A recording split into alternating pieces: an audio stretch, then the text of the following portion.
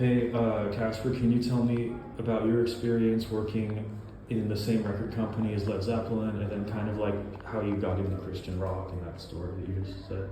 I was signed to Atlantic Records at the time.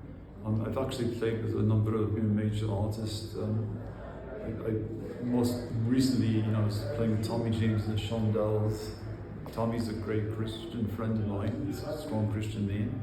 I don't think a lot of people always know that, but you have to ask, like, what's a Crimson and Clover? I had people come against me going like, "You're a pastor, what's a pastor doing playing with a secular rock and roll band?" I go, "Well, I walk out on stage," and then he introduces the band, and he goes, "And on lead guitar, my good buddy, Pastor Caspar McCloud," and then afterwards all these people come up, and I get the minister and pray with them. And so it's like an opportunity, most pastors would have, right? When I was on Atlantic Records, I was walking down the hallway one day at the studio, and the door was ajar, and I overheard my management talking to the record executives, and one of them said, "Well, if you won't take the drug, how in the world are you ever going to control them?" And so I went to my solicitor and I said, "I'm done. I've seen enough corruption there." Atlantic was kind of a weird situation. I mean, they could actually have orgies going on in the office. I mean, I didn't see it firsthand, but I was aware that those kind of things were happening.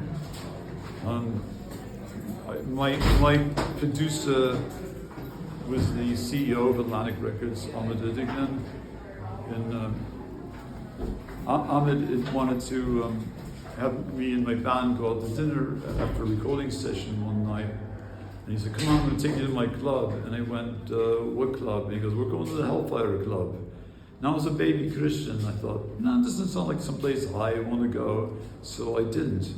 I made an excuse why I couldn't go. And then the next morning back in the studio, and I asked my band, I said, "So how was dinner last night? What happened?" And they all looked like ashamed.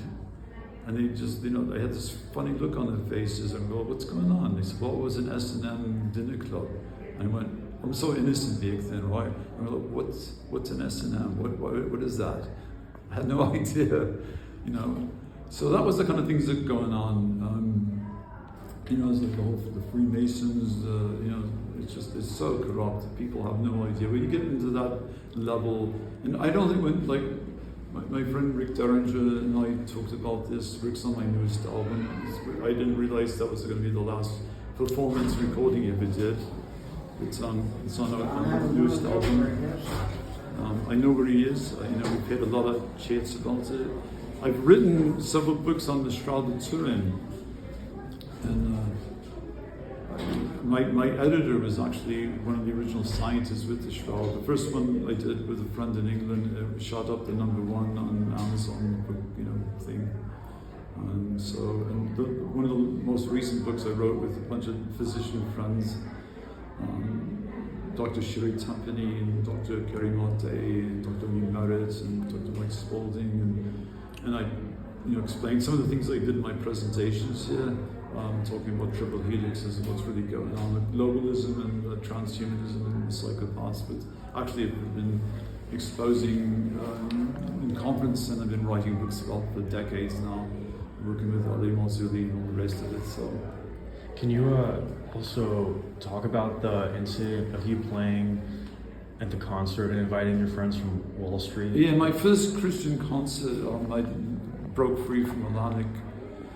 And I started writing songs for the Lord, and so I played my very first Christian concert, and I invited my friends, one of my mates was a bass player for Linda Rodsted's band, and some Wall Street friends came, and as soon as we finished playing, one of my Wall Street friends walks up to me backstage, and he hands me a check made out to me for $1 million.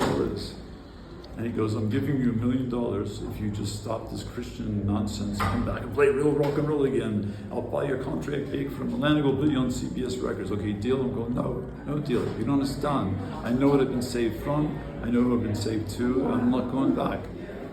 So I had another friend of mine, Rabbi Zeb Baratz, who lives in Jerusalem. And we were at a conference together, and after we were talking at dinner with maybe 12 people at the table, and his grandfather was the head of the Sanhedrin. Yeah. And so his grandfather died, and he got called to the reading of the will, and he's like the only guy there. And he's like, that's kind of strange, no family members, I'm the only one. And so the solicitor goes, Zeb, is this your grandfather's signature? And he goes, yeah, I recognize it. Because, well, your grandfather left the equivalent of $43 million. $43 million in the temple. And so Zeb said he felt like his legs went like jello, right? And then the guy goes, now here's the deal. You gotta just sign this document denouncing Jesus as your savior. And it's all he is. And so Zeb goes, I'm not gonna do that. And he goes, no, look, I don't get paid till you sign this, so just sign it. And then, like a couple of months from now, go believe whatever you want. I don't care if you believe in Mickey Mouse, just believe whatever you want, but just take the money, take the wealth, go. And he goes, no, you don't understand. The God of Abraham, Isaac, and Jacob would see this. I can't do that. And so, it says in the Bible, if you deny me for the Lord, then he'll deny you. So Zeb, when we shared these stories, he got up from the table, ran around, and he, hugged me and kissed me on both cheeks and said, you understand, because we both gave up with a lot of wealth there. And I was walking back to the hotel with my wife, we're in the Hilton somewhere. She goes, how come I never knew that? And I goes, because it was 1984 and you would try to make me take the money.